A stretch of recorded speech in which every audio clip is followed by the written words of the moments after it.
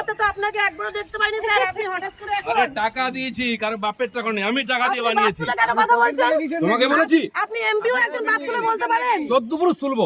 তোমার কে বয়স কত অধিকার হয়েছে? দিয়েছে আপনাকে? বেশি নাকামি করবে না। অধিকার কে প্রদীপকে দিয়েছে? বলো। প্রদীপকে বলবো কেন বলছেন? বলো, টিপে দেবো। বাপকে বলবে। শালা টাকা দিয়েছে রে, ভিখারি পার্টি হয়, টাকা দিয়েছি। রাস্তা উদ্বোধন করতে এসে বিক্ষোভের মুখে পড়লেন প্রাক্তন সাংসদ দিলীপ ঘোষ।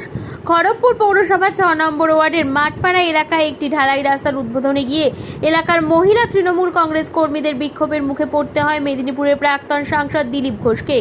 বেশ কিছুক্ষণ ধরেই তৃণমূল মহিলা কংগ্রেসের কর্মীদের সঙ্গে দিলীপ ঘোষের উত্তপ্ত বাক্য বিনিময় চলতে থাকে। তৃণমূল কংগ্রেসের মহিলা কর্মীরা বলতে থাকেন, এতদিন কোথায় ছিলেন দাদা? এই কথা শোনার পরেই উত্তেজিত হয়ে পড়েন মেদিনীপুরের প্রাক্তন সাংসদ দিলীপ ঘোষ। তাদের মধ্যে বেশ কিছুক্ষণ উত্তপ্ত বাক্য বিনিময় চলতে থাকে।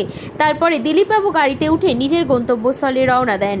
সাংসদ এখানে এসেছিলেন, আপনারা কিছু প্রশ্ন এতদিন কোথায় ছিল দাদা? আমাদের একদম ছিল না। এত আমাদের ঘরে যখন ভাবালপুর কিছু ছিল না। এখানে বাসিন্দারা জানে দাদা মাটি ফেলালো, দাদা রাস্তা করালো। আমাকে বাপ তুলে বলছে, আমাদেরকে বাপ তুলে বলছে। ওনাকে অধিকার দেয়নি তো কেউ।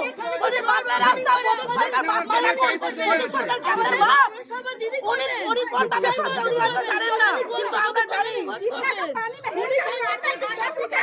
हम लोग किधर गए? हम लोग किधर गए? গলা টিপে দেবে বলছে। হ্যাঁ, বলছে গলা টিপে দেবে। উনি একদম বাদ করে এমপি বলছে গলা টিপে দেবে। আমরা কি দেখো বাবা? লুট করে মিউনিসিপ্যালিটি চালাচ্ছে, একটা ফুটপাথ করে দেয় না। আর এখানকার কাউন্সিলর হচ্ছেন প্রাক্তন চেয়ারম্যান। এখন চেয়ারম্যান কে হবে, মারামারি হচ্ছে, কিন্তু রাস্তা কি করে হবে কেউ করছে না। দিলীপ ঘোষ এমপির টাকা দিয়ে করেছে, এসে চেঁচামেচি করছে, কিন্তু প্রশ্ন করছে না যে কাউন্সিলর কেন রাস্তা করছে না। কেন করতে হবে? আমি এখানকার কাউন্সিলরকে খবর দিয়েছি, আসুন উদ্বোধন আছে, আসেনি কেন, পালিয়ে যায় কেন? কালকে একটা ক্রিকেট ম্যাচে গেছিলাম, সেখানে টিএমসির লোকেরা ভয়ে আসেনি, দিলীপ ঘোষ গেছে বলে। আমি উদ্বোধন করেছি, সেই জন্য এরা হচ্ছে ঘেউ ঘেউ করবে, কাজ করতে পারবে না।